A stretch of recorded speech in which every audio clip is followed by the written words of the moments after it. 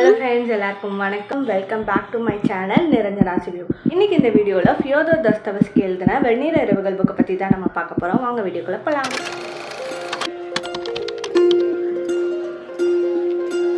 வெந்நீர் இரவுகள் இந்த கதை ரஷ்யாவில் உள்ள பீட்டர்ஸ்பர்க்ன்ற இடத்துல தான் நடக்குது.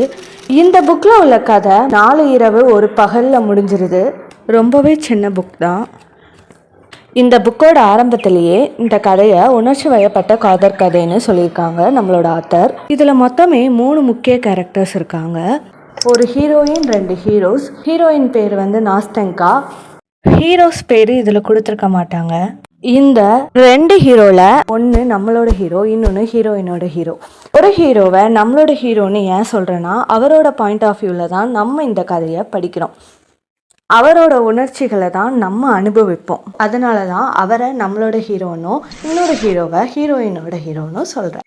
இந்த புக் இங்கிலீஷில் ஒயிட் நைட்ஸ்ன்ற பேரில் இருக்குது. தமிழில் ரா கிருஷ்ணய்யா அவர்கள் தான் மொழிபெயர்த்திருக்காங்க. இவர் புக்கில் மொத்தமே 95 பக்கங்கள் இருக்குது. இந்த கதையை ரொம்ப ஷார்ட்டாக சொல்லணும்னா, இந்த கதை வந்து ஒரு லவ் ட்ரையாங்கிள். இதில் 2 ஹீரோஸ் இருக்காங்க, ஒரு ஹீரோயின் இருக்கா. இந்த ஹீரோயினுக்கு 2 ஹீரோஸுமே ரொம்ப பிடிக்கும். ஏன்னா இந்த 2 ஹீரோஸுமே அல்ட்ரா க்ரீன் ஃப்ளாக்ஸ். கடைசியாக நம்மளோட ஹீரோயின் எந்த ஹீரோவை சூஸ் பண்ண போறான்றது தான் கதை. கொஞ்சம் யோசிச்சு பார்த்தா இந்த கதையை எங்கேயோ பார்த்த மாதிரி இருக்குல்ல? கண்டிப்பாக இருக்கும். ஏன்னா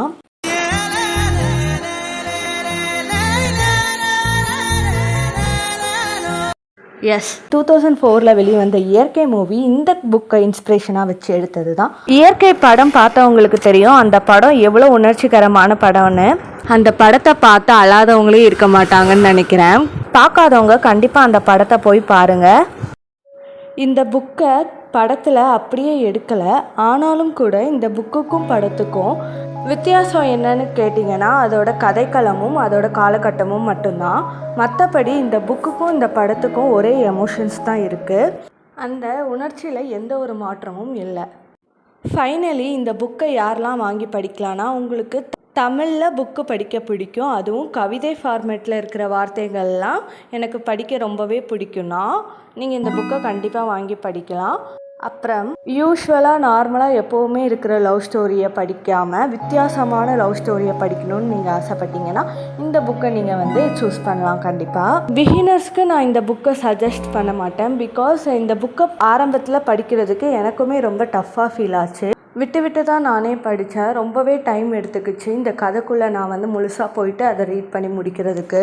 ஸோ பிகினர்ஸாக இருக்கும் போது இந்த புக்கை எடுத்து படிக்காமல் நம்ம வந்து கொஞ்சம் புக் படிக்கிற ஹேபிட்டை ஃபார்ம் பண்ணிவிட்டு அதுக்கப்புறம் இந்த புக்கை எடுத்து படிக்கிறது பெஸ்ட்டாக இருக்கும்னு நான் நினைக்கிறேன்.